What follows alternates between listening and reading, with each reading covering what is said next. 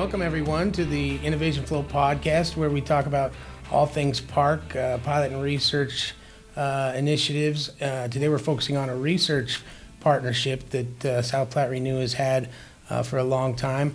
And I have some great guests today to talk about that. I have Steve Blecker. Steve is a CSU research soil scientist, PhD, soil guru from CSU. Thanks for being here today, Steve. Hey, you bet, Blair. Thanks for having me. You bet. And Dan DeLaughter is the SPR, South Platte Renew Regulatory Programs Manager, who oversees a lot of the biosolids reporting and regulatory side of the biosolids world. Thanks for being here, Dan. Thanks for having me. Well, before we get right into the topic, let's maybe just go ahead and introduce yourself. Steve, you can go first. Tell the listeners a little bit about who you are, what you do, how you got to be a soil scientist. I'm kind of interested in your pathway to where you're at now, and whatever else you want to tell the listeners. Yeah, sure. So again, I'm Steve Blecker, currently working at Colorado State University, and how I got into soils, certainly I kind of backed into soils, really. I mean, I didn't grow up on a farm or a ranch or anything. I grew up in the suburbs of Pennsylvania. And I went to undergrad at Penn State, and I was kind of just didn't know what I wanted to do, and I took an introductory soils class, and I was like, hey, I mean, it was like, this is great. I didn't even know people studied soils. It was like, this is pretty amazing. So I just kind of ran with it after that, and I went to grad school at Colorado State University, and I've just been chasing jobs all over the western U.S. Love it out here. Cool. For the past several decades. Yeah, you've been running with it a long, long way. Yeah. I've worked for, Forest Service, USGS, different universities. I have a hard time staying in one place, apparently. But. Yeah. Well, that was going to be the interesting question that I have for each of you, but I'll just get to it now for you. Where's one place that you ended up where you never thought you'd end up when you began your career? Yeah, well, it definitely would be Antarctica. I mean, I never thought I would. I don't think most people think they're going to wind up in Antarctica. Yeah, I know, I wouldn't. There's a group of researchers at Colorado State that have been studying, go down there every winter, which is, winter here is summer down there. And they were studying soils down there. There's a little bit of Antarctica that's not covered with ice and snow. So they were doing some soil and nematode studies down there. And they needed another warm body, basically, and I just happened to be in the right place. Cool. At that time, so. Yeah, I was thinking, it seems to be like it'd be hard there. It's all like frozen permafrost or whatever, but there is some way to get to the soil, huh? Well, there's some valleys that, for whatever reason, they've been blown free of. They haven't had any glaciers or snow collecting in there. So cool. Was that a good experience, Antarctica? Oh yeah, that was fantastic. I mean, there's just nothing quite like it. Yeah, that's a once in a lifetime deal. Mm-hmm.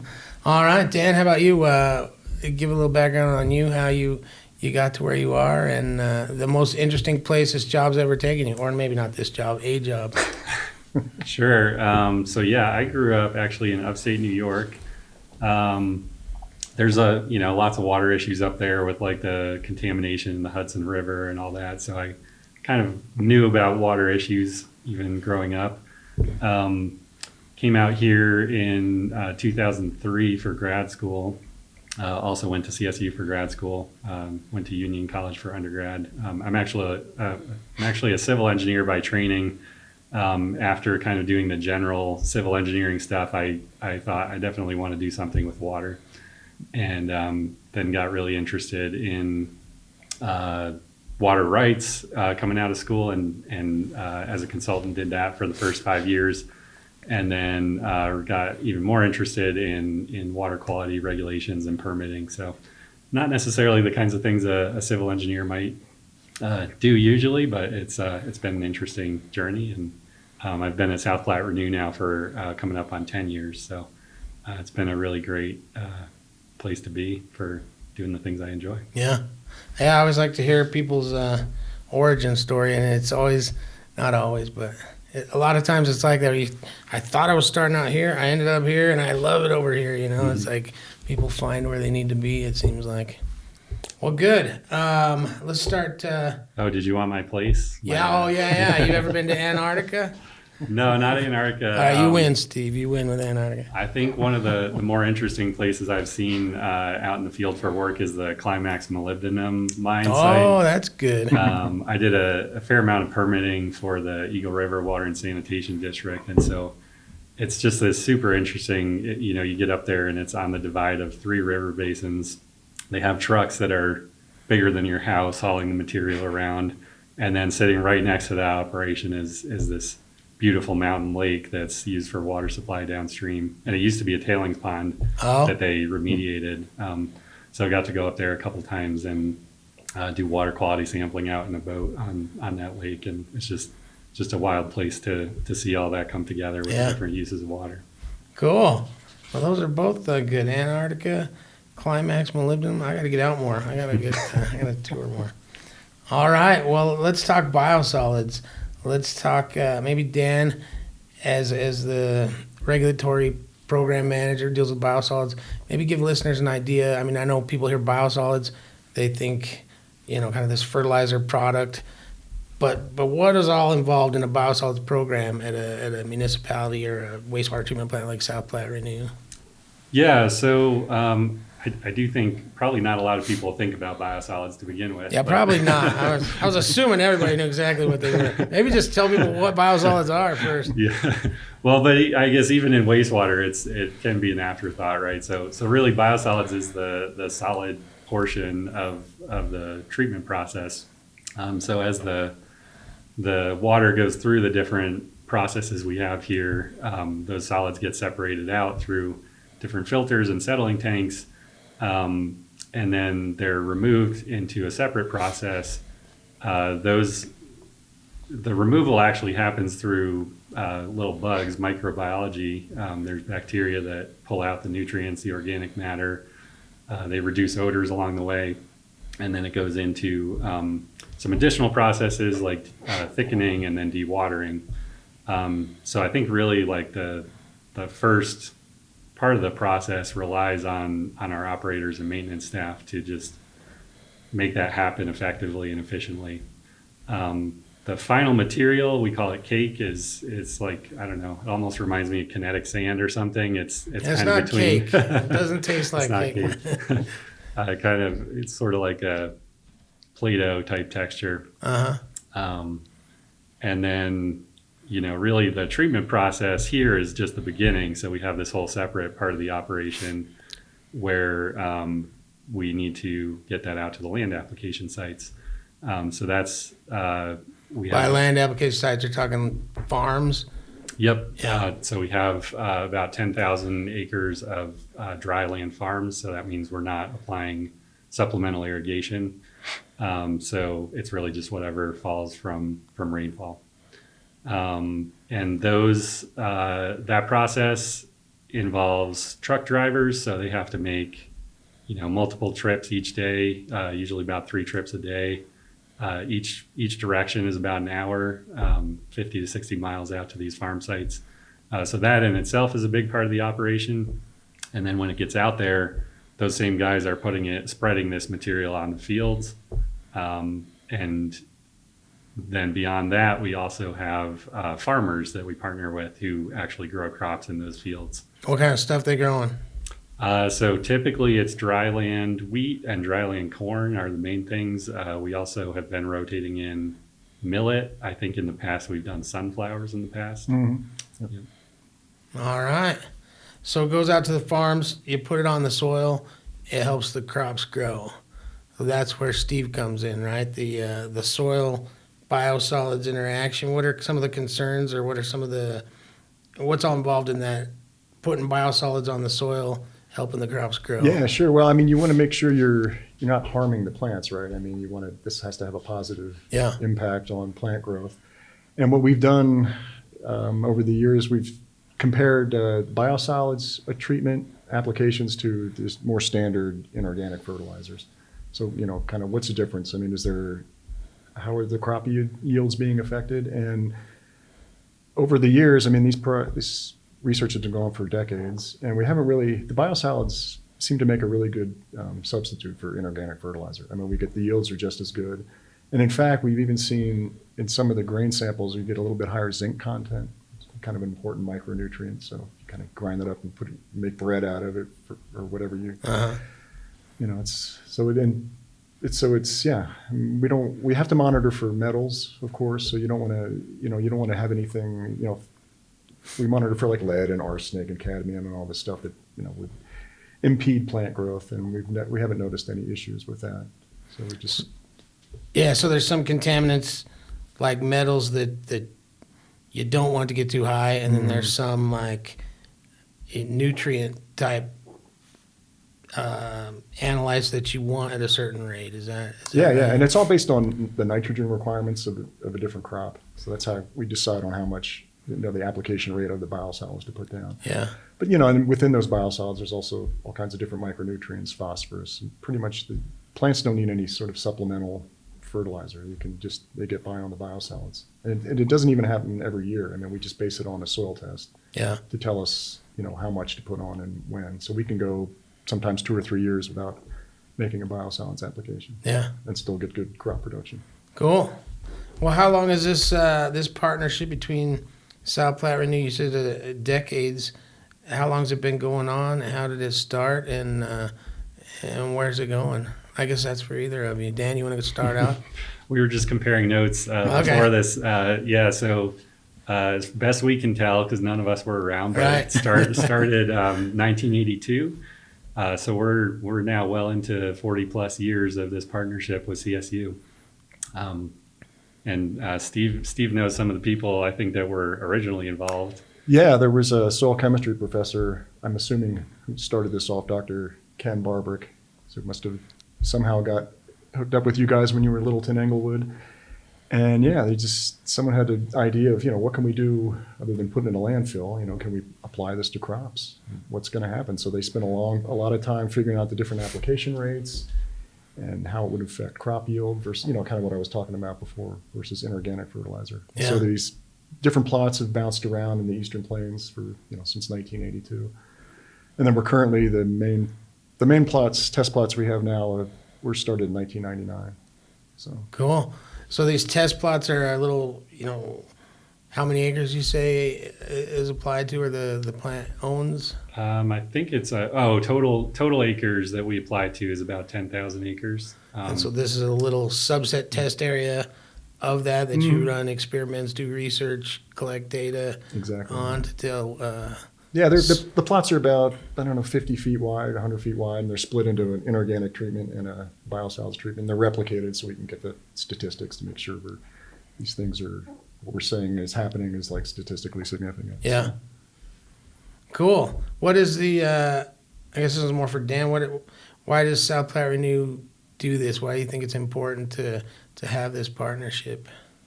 Yeah, so I think the strength of that long-term data set is just so valuable.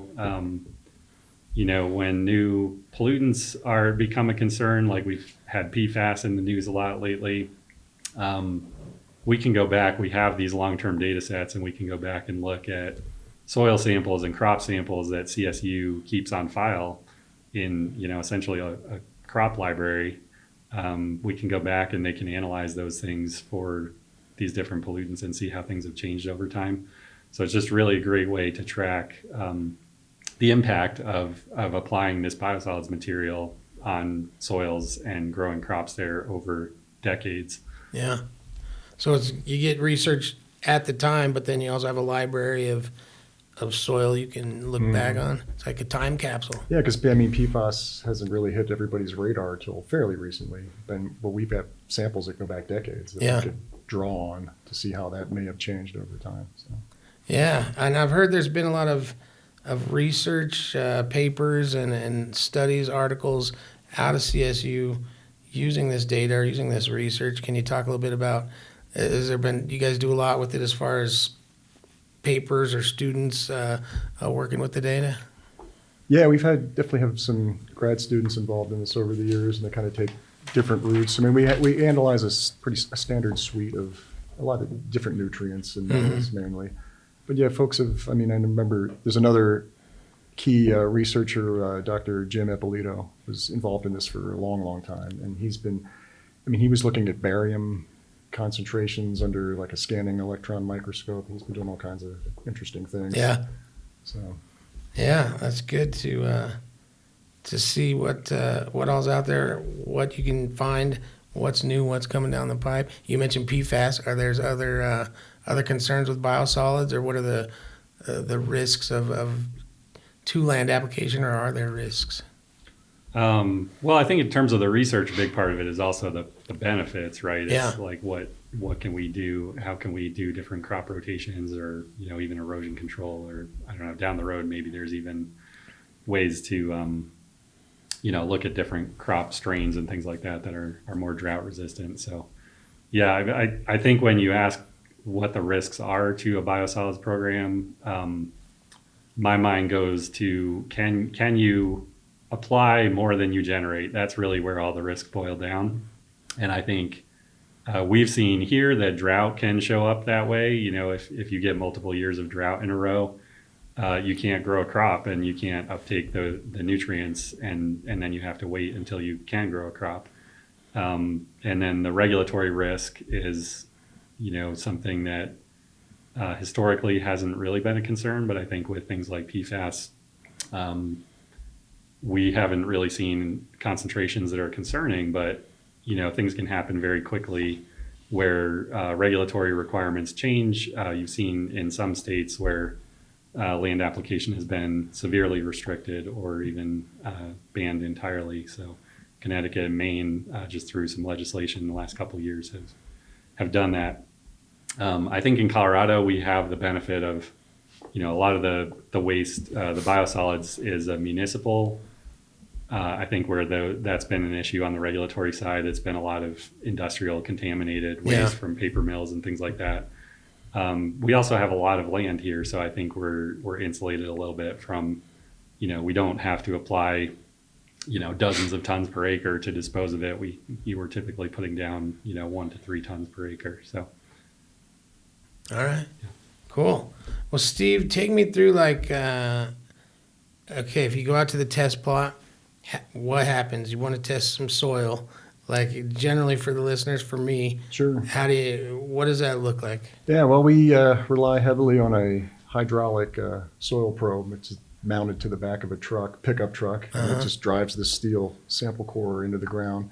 Because we go pretty deep, we go a couple meters for nitrate and ammonium. Oh, But we focus on about the top 30 centimeters. okay. But we poke a lot of holes. We take a lot of samples. I mean, we'll take hundreds of samples and kind of combine them with each of our different replicate plots out there. Uh-huh. And then we take them back to the lab and dry them and sieve them and then run them through our different nutrients, metals. We also look at the salt content. We don't want to be adding things to the soil that are going to impede crop growth. So you got to keep an eye on that. So salinity is important, and we haven't really had an issue with that. Okay. And then also pH. You don't want to be over acidifying the soil. And now everything's been fine. And then we haven't really. It's interesting. We haven't looked at carbon. We haven't analyzed the biosolids for carbon, mainly because it hasn't been a requirement. Yeah. Over the years, but now carbon's like a big thing, carbon sequestration and all that. Mm-hmm. So I took a look at the data going back several decades just to kind of see, we're adding this organic material to the soil. Is it accumulating? And the answer was kind of yes and no. I mean, it depends. Like if you put it on year after year, you'll see higher levels of organic matter in the biosolids treated plots versus the inorganic, but it tends to tail off because it's surface applied and it breaks down pretty fast. It's a no-till system out there, which has its advantages. But and then some of the side benefits, what we haven't really looked into is, we assume that as you add organic matter, you're hoping that the soil's ability to hold on to water is increasing. Yeah. Which is, obviously a big deal during drought, especially in a dryland system where you're not adding any water. So that's something we could possibly kind of look at, kind of the water holding capacity of the soil. Yeah. In the future. Cool. And Dan, you mentioned you're always making, the wastewater is always coming in, right? So biosolids are always being produced. But say you have a drought, say you have something where you can't, use this fertilizer on fields. What do you do? What else can you do with it? Or And even more than that, if you weren't putting it on fields, what other options are there for this biosolids? Yeah, so the conventional option would be to landfill it. Typically, that's quite a bit more expensive, and actually, landfilling, has other environmental impacts because you're not really capturing the methane through that. So you're, I think in California they've actually banned or significantly restricted landfilling of biosolids for environmental reasons. Another option where we've diversified a little bit because we actually have had droughts in the past is to get a contract in place with a composter. So you can send it to a composter, they'll mix it in with other organic materials, and then it can go out as a compost material. I think there's newer technologies like incineration and pyrolysis where you gasify the material. You can dry it and reduce the volume of it, but those are things that we would need to evaluate on a longer term horizon. Yeah, maybe things for PARC to look at in the future. Could be. Yeah, cool. Well, being a soil scientist, I mean, it got you to Antarctica and it got you to Climax molybdenum mine. But what for someone getting into the industry, what is something you think they would be shocked or not? They'd be surprised to see or to experience. Well, for me, I thought I'd be spending the majority of my time outside, soil science, you're out there in the soils, but I spend a surprising amount, well, to me it was surprising at first, this amount of time in the lab or staring at a computer screen.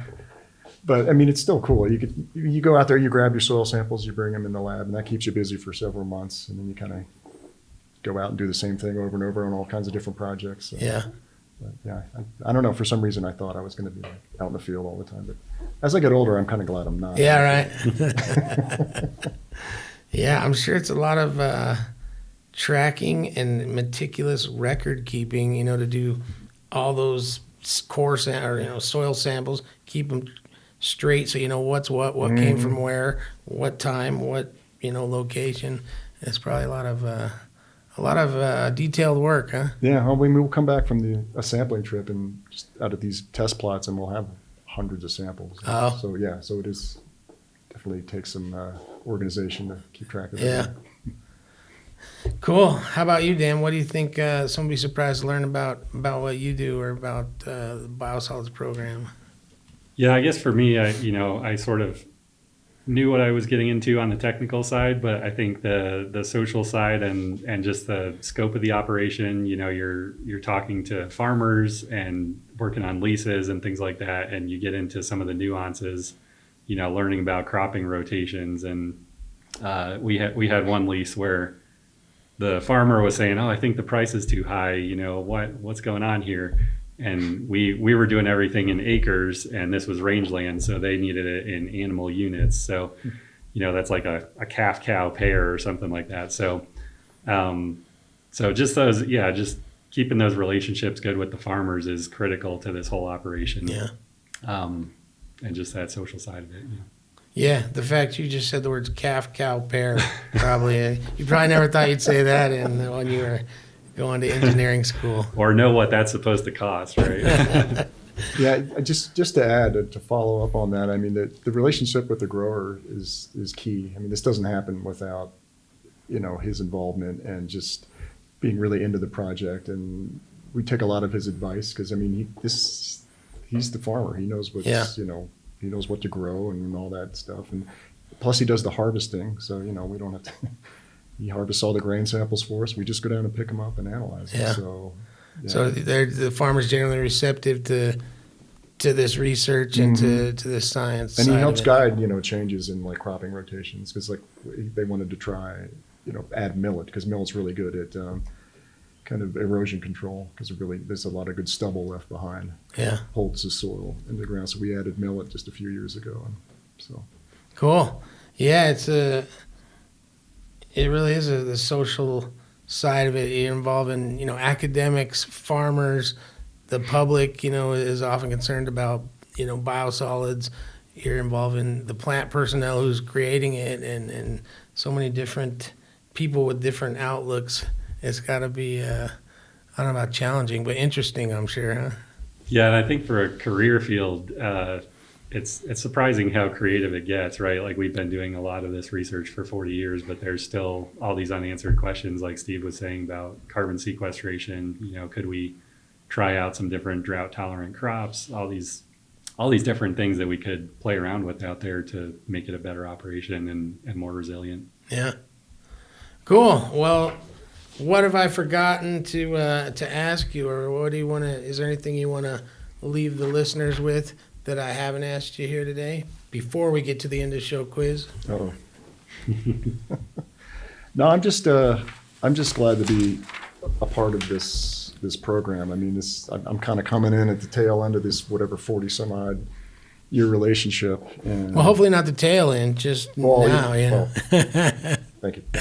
But anyway, yeah. So I'm kind of standing on the shoulders of giants or whatever that saying is. So anyway, yeah. I'm glad to be able to keep this going. Yeah, it is. It is good to think like, wow, this library, this data, this research, this partnership has been going on since the '80s. That's a long time ago. Mm-hmm. That's like. Because most of my projects are, they're on a grant-funded cycle. So if you get 3 to 5 years of data, you're doing really well. But something like this is just really unusual. Yeah, it's really a great opportunity. I know what I wanted to ask you. You work at the Agricultural Experiment Station, is that right? Yeah. Mm-hmm. Tell me a little bit about that. What is that? So it's through Colorado State University. They have about 10 research centers spread out across Colorado in different cropping systems. So there's one like in southeast Colorado that's a dryland system. So they grow different crops in these areas. Uh-huh. And they have just different types of research, different scientists out there. Then the West Slope, they've got, there's an organic farm that grows fruit up near Hotchkiss.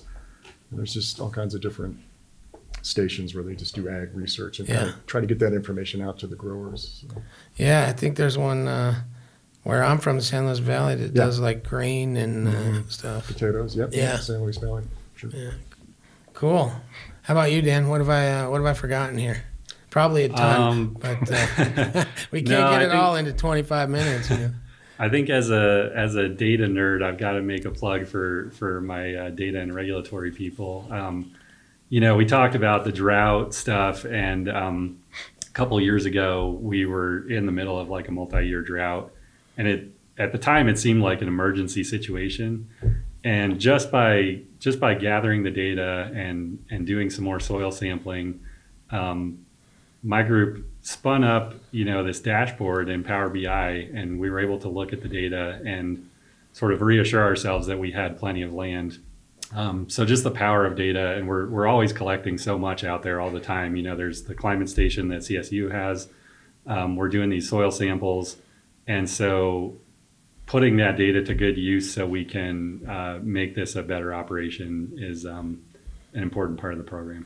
Yeah, I can imagine with 10,000 acres in play, trying to keep track, like I was saying with the soil samples, but also with the farms themselves of like, is it a lot of GPS or GIS kind of work or how do you do it? Yeah, it's map based, so it's kind of a combination of mapping and data, and we use Power BI for that, so it's kind of a business intelligence tool. And yeah, I think like you said, it's just being able to get a handle on where have crops been grown, or can we look back and maybe there's a site where you haven't grown a crop in 3 years, and we can ask ourselves, why is that? Did the farmer not grow a crop, and so the nitrogen's too high still, and then maybe we can communicate out, you need to grow a crop there. Yeah. So it just gives a much better window into the operation when you can look at the data in a nice simple format. Yeah, and I think you've got it dialed into like right now we have X number of days of land application available, like even that deep, huh? Yeah, we add up, we kind of estimate what the tons per acre will be on the land that we have available. We know that based on what the nitrogen concentrations are. We know how many loads we can take to the composter. We have a storage pad. We know how many loads can fit there. So yeah, you spit out, we have 385 days left, and we know we're good for the year. Yeah. Yeah. It's like logistics almost. Yeah. Like, what are we gonna do? Well, cool. I'm glad that we had this episode. I wanted to talk about this.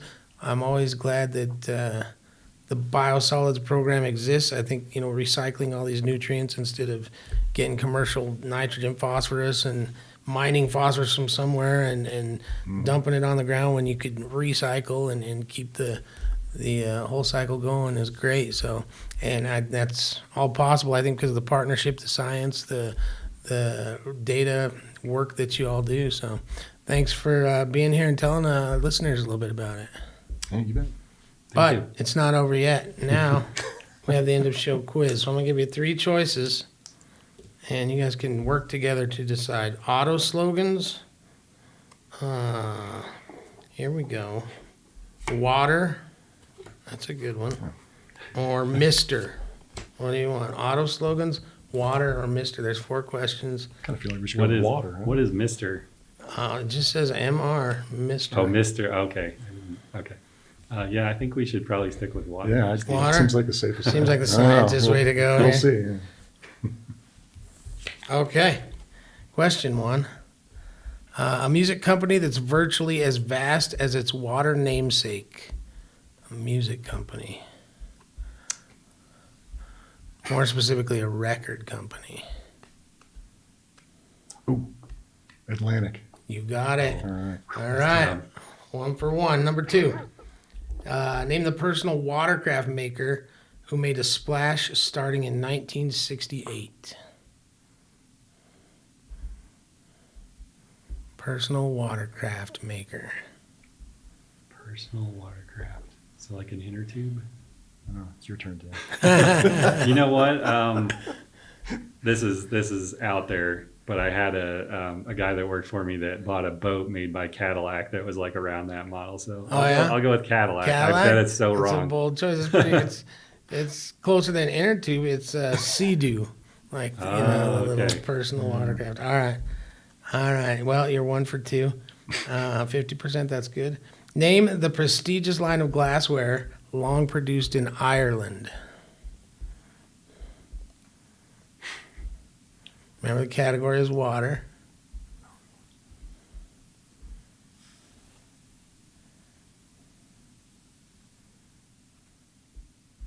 Should have gone without us. Like Clearly, this was not the direction. You guys thought it would be like, what are the molecules in water? I'll give you a hint. I'm drawing a blank. I'll give you a hint. It says glassware, but it's more like crystal. The prestigious line of crystalware produced in Ireland. I feel like I should know this, but You're both going to know what I say. All right, it's Waterford Crystal. That's where the water I don't comes own in. any of that. Sorry. Okay. fading fast Last here. one. You can Last still get chance. 50% here, I think. Oh, no, you can. Yeah, you can. You get 50% with this. An ocean current that's also a high-flying business perk. Oh, Gulfstream, maybe? Yeah. Final answer? Gulfstream? Yeah. All right, Gulfstream is correct. Nice. 50%. That is I excellent. could picture where it was in the world, but I forgot the name of it. So. Well, that is good. We'll have you back on for a follow-up episode. Maybe you guys can improve your 50% score. Or maybe not. I don't know. But anyway, that's not the important part. The important part, we learned a lot about biosolids. We learned a lot about research and partnerships and the value of those.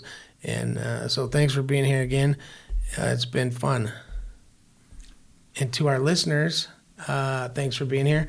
Thanks for tuning in and watching the show on YouTube or listening on Apple Podcasts or wherever you're listening on. If you like the show, give us a 5-star review. Give us a shout out. Tell your friends. Tell your neighbors.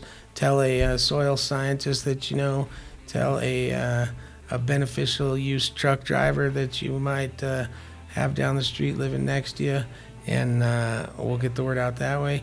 And in the meantime, we'll see you next time on the Innovation Flow podcast.